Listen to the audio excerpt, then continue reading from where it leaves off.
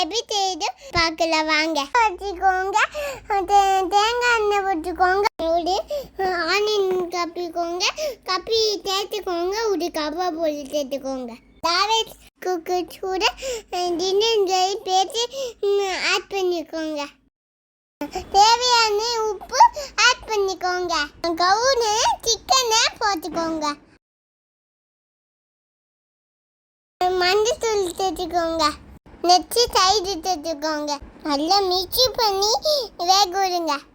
தாவத் குக்கர் சூட மசாலா ஆட் பண்ணிக்கோங்க. மிளகாத்தூள் ஆட் பண்ணிக்கோங்க. மிளகு, சீரகம், கொத்தமல்லி போட்டு நல்லா மிக்ஸ் பண்ணிக்கோங்க. சிக்கன் கிரேவி ரெடி ஆயிடுச்சு. நாங்கள் இப்போ சப்பாத்தி கூட போட்டு சாப்பிட போகிறோம். உங்களோட வீட்டில் செஞ்சு சாப்பிடுங்க. பாய்.